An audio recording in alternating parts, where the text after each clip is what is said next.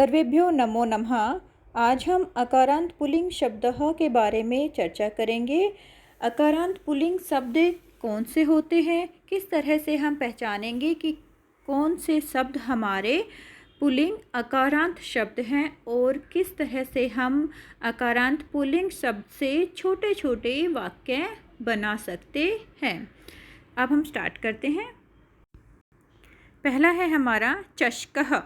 चषकः का मतलब होता है गिलास। चषकः का क्या मतलब होता है?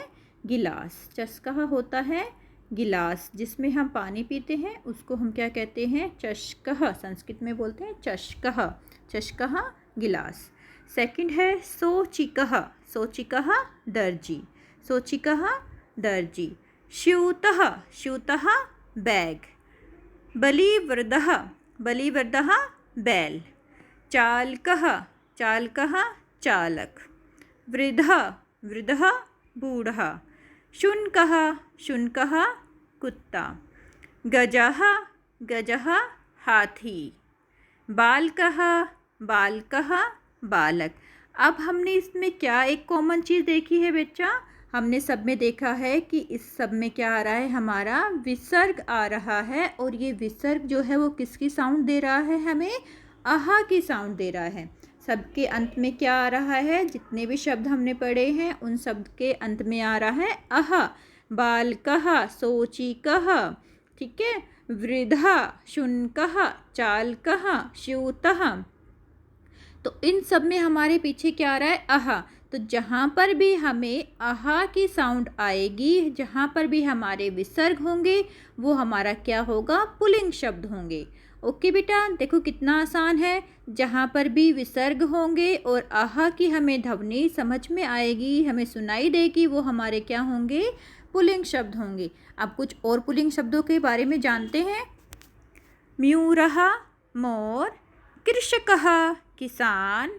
अश्वः घोड़ा। भल्लुकः भालू।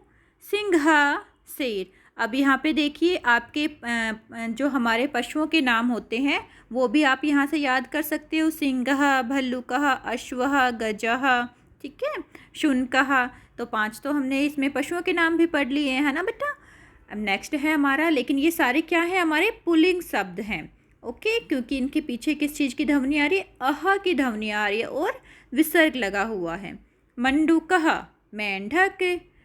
दंतकुर्चः दातुन, जिससे हम ब्रश जिसको बोलते हैं, दातुन ब्रश। दंतकुर्चः गवाक्षः खिड़की। शिक्षकः शिक्षक। छात्रः छात्र। अब देखिए, अब हम हल्का सा इसमें क्या करें? छोटे छोटे वाक्य बनाना सीख रहे हैं, ठीक है बेटा। ये हमारा हमेशा देखो, बालकः हमारा एक वचन का ही हम कर्ता ले रहे हैं और एक वचन की ही हम क्रिया ले रहे हैं। ये ध्यान रखना, जो हमारा कर्ता होगा वही हमारी क्रिया होगी। यहाँ कर्ता हमारा एक वचन है तो क्रिया भी हमारी क्या होगी? एक वचन की ही होगी। बालकः क्रीडन्ति। बालक क्रीडन करता है, रोता है, या बालकः रोदति। बालक रोता है। बालकः पठति। बालक पढ़ता है। यहाँ पे हमारा कर्ता एक वचन का है और पुल्लिंग है और हमारी क्रिया भी क्या है? एक वचन की है, ठीक है। क्रिया भी हमारी एक वचन की है और कर्ता भी हमारा एक वचन का है, पुल्लिंग है। बालकः सम्मार्जति। बालक सफाई करता है। मार्जनी का मतलब होता है बेटा झाड़ू, ठीक है। सम्मार्जति, बालक सफाई करता है। बालकः लिखति। बालक लिखता है। बालकः शृणोति। बालक सुनता है। बालकः सिंचन्ति। बालक सिंचाई करता है।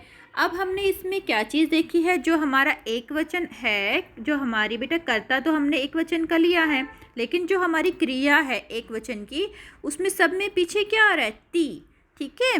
पढ़ती, लिखती, क्रीडन्ति, रोदति, ठीक है, शृणोति ही, तो सब में हमारा क्या आ रहा है? ती आ रहा है। तो हमारी जो क्रिया होती है प्रथम पुरुष एक वचन की, उसमें हमेशा पीछे क्या आता है? ती, ठीक है।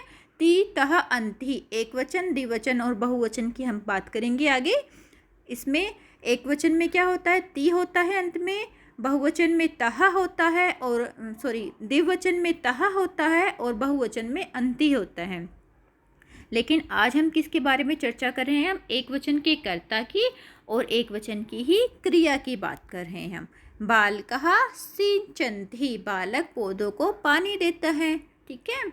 नेक्स्ट है बालकः क्रीडति, बालक खेलता है। कितने छोटे छोटे हम वाक्य बना सकते हैं इस तरह से, और हमारे वाक्य भी शुद्ध होंगे और सही होंगे। बालकः स्नाति, बालक स्नान करता है। बालकः शौपीति, बालक सोता है।